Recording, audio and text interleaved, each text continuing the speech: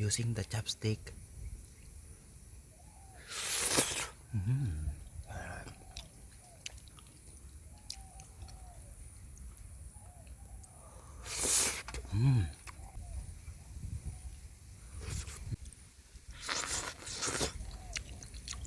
Mukbang ba?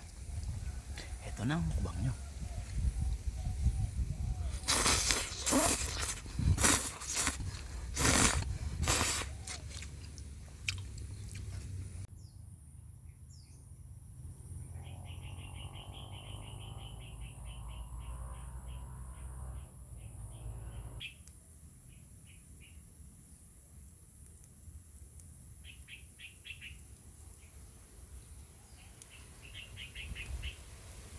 Bali ngayon ay magluluto tayo ng Lucky Me Chicken with 3 eggs and malunggay.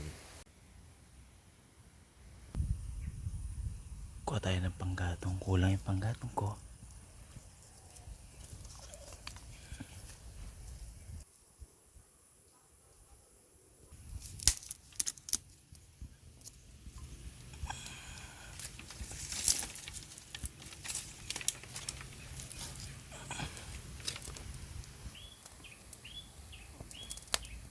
Di pa gaano nakulo.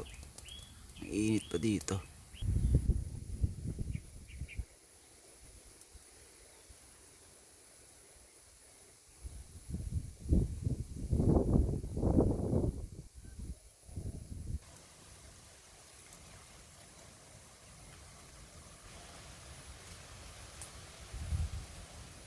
Ito kalakas yung init dito sa Aurora. Natuyo yung daon ng avocado.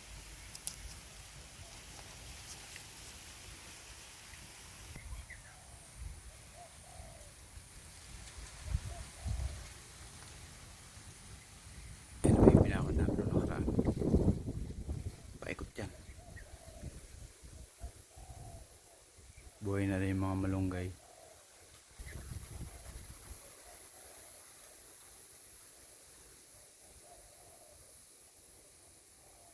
Sarap sa mata.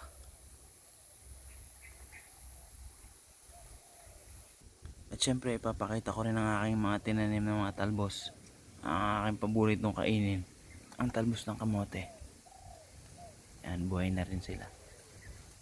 At meron pa nga pala akong itatanim ng mga talbos pa mamaya. Bali ito nga pala yung hiningi ko doon kanina. At itatanim ko yan, baka sakaling matikman ko pa bago ako bumalik ng abroad.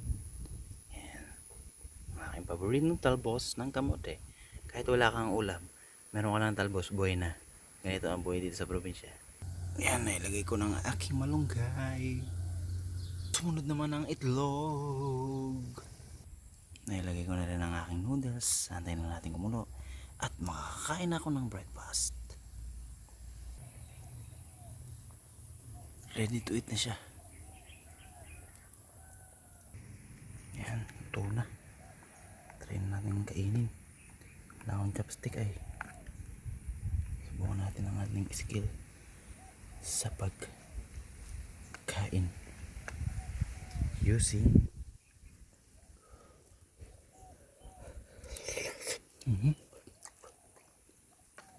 mainit.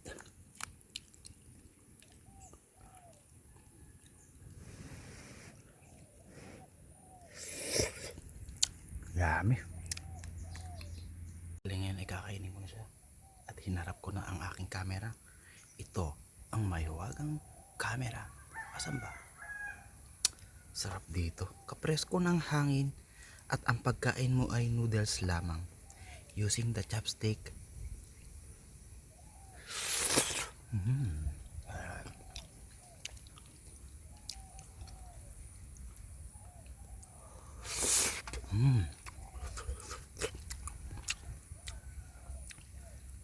Sarap guys, look.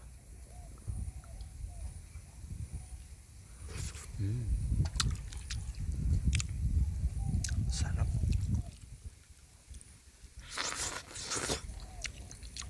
Mukbang ba? Ito na ang mukbang nyo.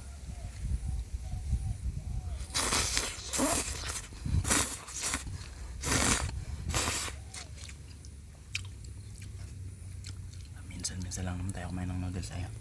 Nakakamiss din kumain ng noodles ng Lucky Milk.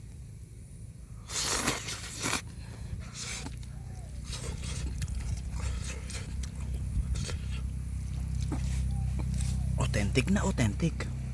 Ang kasarola ay luma at mauling-uling pa. Sabay magluluto ka sa dikahoy. Probinsya ang probinsya, diba? At may kasama pang malunggay.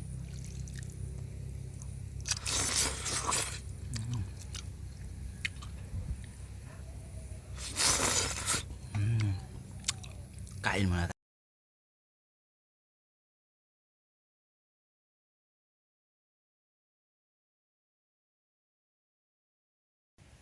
Tatanim na tayo ngayon ng aking kamote.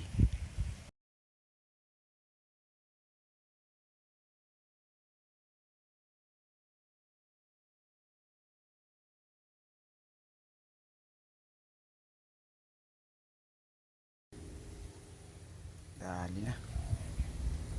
Pagtanim na rin. Pwede na umuwi.